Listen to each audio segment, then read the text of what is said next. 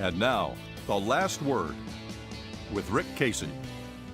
So it looks like we San Antonians are going to decide whether we will give our mayor and city council members a raise from the weekly insult of $20 they now get.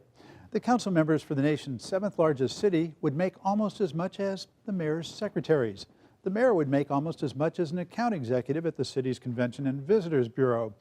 The proposed council pay is pegged to the median income of all San Antonio workers, or $45,755. The mayor, who now gets $3,000 a year more than council members, would get $20,000 more.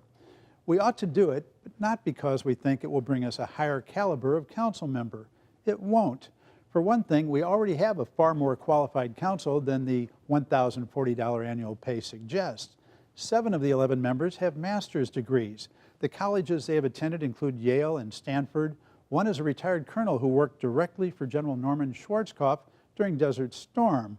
One is a former AT&T executive, and another the longtime head of the San Antonio Chamber of Commerce. If they are in it for the money, people with these credentials would be no more attracted by $46K a year than they are by $1,040. A good comparison sits just a few hundred yards from City Hall at the county courthouse. County commissioners are paid $114,000 a year, and the county judge $132,000. Yet nobody who has followed San Antonio politics for any length of time would suggest that the Commissioner's Court has attracted a higher class of public servant than City Council.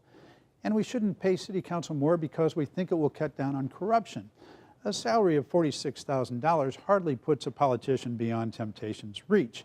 It still means that if they're in it for the money, they will find ways of cashing in off the books. No, we should pay our mayor and council members a living wage for one simple reason.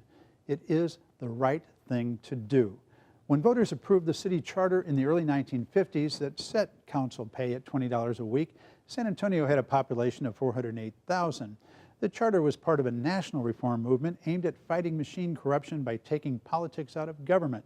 Council would be like a corporate board overseeing the professional management team, and that's pretty much the way it worked. But San Antonio is now more than 3 times as large at more than 1.4 million, and it's also more politically complex. Under the original charter, council members were all elected at large. That meant, with few exceptions, Black and Hispanic members were hand-picked and backed by the business elite. In 1977, under pressure from the Justice Department, we started electing council members by district. For the first time in 25 years, Hispanic and Black communities were directly electing their own representatives. What's more, because we have our own individual representatives, we citizens are much more likely to call them regarding our issues and our problems. We expect them to come to our neighborhood association meetings and to be up on a wide range of city issues. As a result, what had been a part-time job is now more than full-time. Franklin Pierce, a councilman in the early 1990s, reasonably said his need to make a living for his family required him to limit his time on council work. He would only return a certain number of calls a day.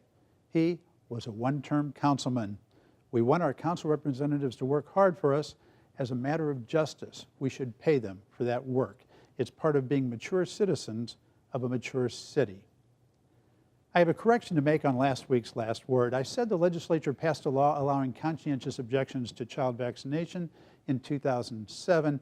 It was actually in 2003, which means it was not tied, as I wrongly suggested, to then Governor Rick Perry's controversy over requiring middle school girls to be vaccinated against HPV. I regret the error, and that's it for Texas Week.